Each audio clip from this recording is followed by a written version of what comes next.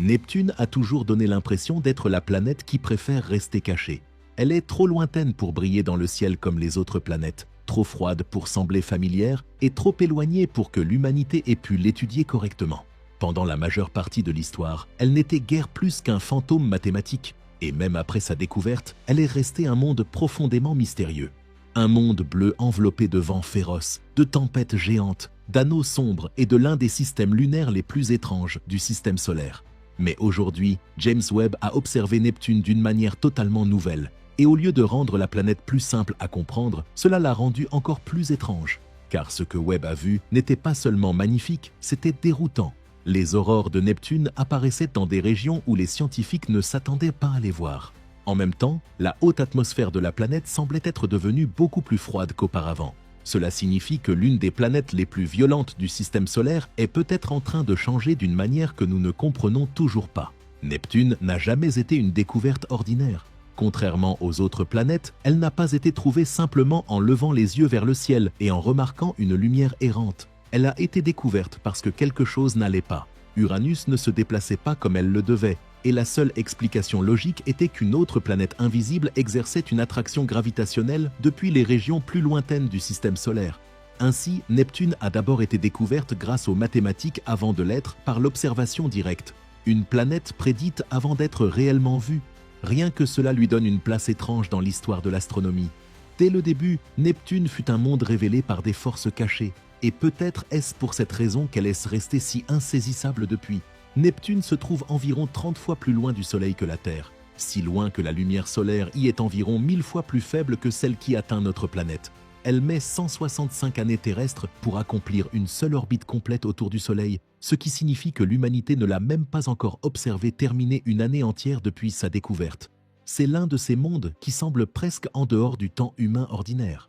Trop lente, trop lointaine, trop sombre. Cette distance explique aussi pourquoi un seul vaisseau spatial l'a visité. Voyager 2 en 1989. C'est aussi pour cela qu'une grande partie de Neptune ressemble encore aujourd'hui à une histoire inachevée. Pourtant, même ce que nous savons déjà de Neptune est incroyablement étrange. Neptune est une géante de glace composée principalement d'hydrogène, d'hélium et de méthane. C'est ce méthane qui donne à la planète sa couleur bleu profond si caractéristique. Mais cette planète est bien plus dynamique qu'un monde aussi froid et lointain ne devrait l'être. Elle possède certains des vents les plus rapides du système solaire, avec des courants atmosphériques qui approchent, voire dépassent, la vitesse du son. Elle produit d'immenses tempêtes sombres qui apparaissent puis disparaissent mystérieusement. Elle rayonne aussi davantage de chaleur interne qu'Uranus, alors même qu'Uranus est presque sa jumelle en taille et en composition. Neptune ne se comporte pas comme un monde gelé et silencieux. Elle agit comme quelque chose d'agité, comme si d'énormes forces continuaient de travailler dans ses profondeurs. C'est précisément pour cela que les nouvelles images du télescope James Webb sont si importantes. Elles ne nous ont pas simplement offert une vue plus belle de Neptune. Elles ont révélé quelque chose que les scientifiques avaient eu beaucoup de mal à détecter clairement auparavant, les aurores de Neptune. Mais ces aurores n'apparaissaient pas là où beaucoup de gens auraient instinctivement pensé les trouver. Sur Terre, les aurores se concentrent autour des pôles à cause de la manière dont notre champ magnétique canalise les particules chargées. Neptune, elle, est complètement différente. Son champ magnétique est fortement incliné par rapport à son axe de rotation. Cela signifie que ces aurores ne se comportent pas du tout comme celles de la Terre. Les images de Webb ont montré ces phénomènes lumineux apparaissant plutôt autour des moyennes latitudes, rappelant immédiatement aux astronomes à quel point l'environnement magnétique de Neptune est véritablement extraterrestre. Rien que cela aurait déjà été fascinant. Mais ensuite est arrivée la partie la plus troublante. Au moment même où Webb capturait ces signatures aurorales, il a également détecté que la haute atmosphère de Neptune était devenue beaucoup plus froide que ce que Voyager 2 avait mesuré des décennies auparavant.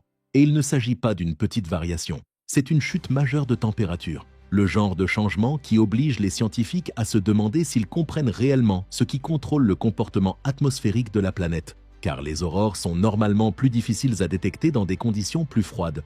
Pourtant, elles apparaissaient enfin clairement dans les observations de Webb, précisément au moment où la haute atmosphère semblait s'être refroidie de manière spectaculaire. C'est là que le mystère devient encore plus profond. Neptune est déjà un monde où la lumière solaire est extrêmement faible, où les saisons durent 40 années terrestres et où la chaleur interne semble jouer un rôle majeur dans la dynamique atmosphérique. Alors, si la haute atmosphère s'est refroidie autant en seulement quelques décennies, qu'est-ce qui contrôle réellement ce changement? Est-ce une évolution saisonnière? Une dynamique interne? Une interaction encore mal comprise entre le champ magnétique et l'atmosphère? James Webb n'a pas répondu à ces questions. Il les a rendues impossibles à ignorer. Ce qui rend Neptune si difficile à comprendre, c'est que presque tout chez elle semble contradictoire. C'est la planète majeure la plus éloignée du Soleil, où la lumière est faible et où les températures atmosphériques chutent jusqu'à environ -201°C. Et pourtant, cette même planète produit des tempêtes de la taille de la Terre et des vents plus rapides que tout ce qui a été observé sur les géantes gazeuses plus proches du Soleil. Voyager 2 avait découvert la célèbre grande tache sombre, une tempête colossale au vent atteignant des vitesses stupéfiantes. Plus tard, le télescope Hubble a montré que ces tempêtes apparaissent puis disparaissent avec le temps. L'atmosphère de Neptune n'est pas stable. Elle change constamment, comme si elle se reconstruisait sans cesse. L'explication principale de cette violence atmosphérique est que Neptune ne serait pas principalement alimenté par l'énergie venant du Soleil, mais par sa propre chaleur interne. Contrairement à Uranus, qui rayonne très peu de chaleur excédentaire, Neptune semble libérer de l'énergie depuis son intérieur profond. Cette énergie supplémentaire pourrait suffire à alimenter ces systèmes météorologiques extrêmement turbulents. Cela expliquerait pourquoi Neptune, malgré sa plus grande distance au Soleil, est météorologiquement plus active qu'Uranus. Mais cela laisse encore une question immense sans réponse. Si la chaleur interne joue un rôle aussi important, pourquoi la haute atmosphère montre-t-elle aujourd'hui une baisse de température aussi sévère?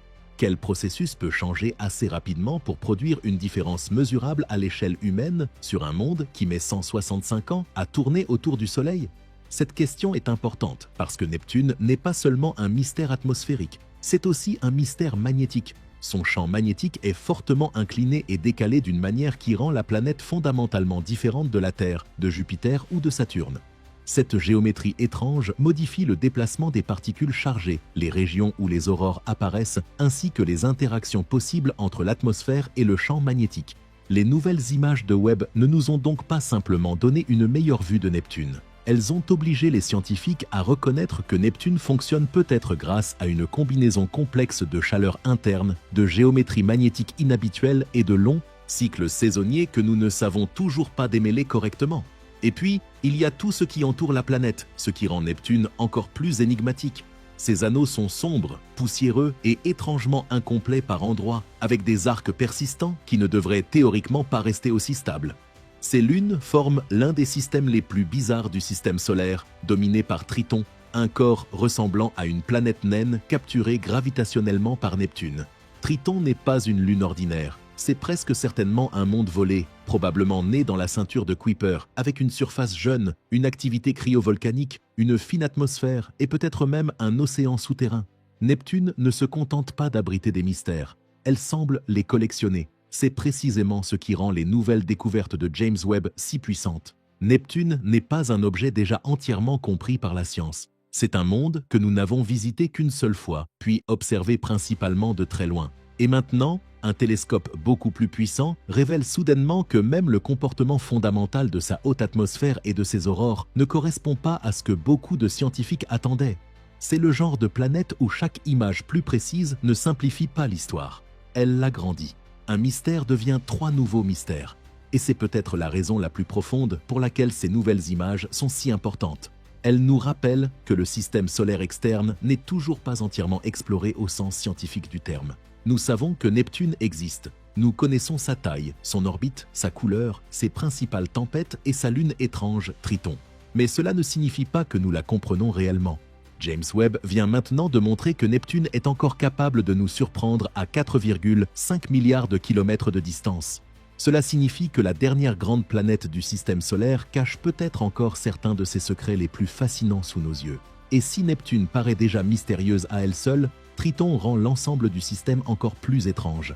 Triton est la plus grande lune de Neptune, mais elle ne se comporte pas du tout comme une lune classique. Elle orbite dans le sens inverse de la rotation de Neptune, ce qu'on appelle une orbite rétrograde. Cela suggère fortement qu'elle ne s'est pas formée autour de Neptune. Elle a été capturée. Très probablement, Triton était autrefois un objet semblable à une planète naine provenant de la ceinture de Kuiper, une sorte de cousine de Pluton qui aurait été piégée il y a longtemps par l'attraction gravitationnelle de Neptune. Cela signifie que Neptune n'est pas simplement une planète entourée de lunes. C'est une planète qui a peut-être volé l'un des mondes les plus intéressants du système solaire externe. Et Triton n'est pas un monde mort non plus. Sa surface est jeune et comporte peu de cratères d'impact, ce qui signifie qu'elle est constamment renouvelée. On y trouve de la glace d'azote, des traces rougeâtres de tholline, une atmosphère fine, une météo active et des processus cryovolcaniques encore en activité.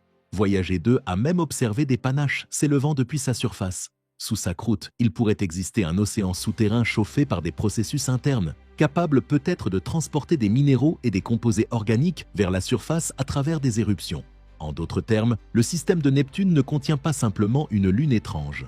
Il contient un monde capturé, géologiquement actif, semblable à Pluton, qui pourrait détenir des indices sur le système solaire externe que Neptune elle-même ne peut pas fournir.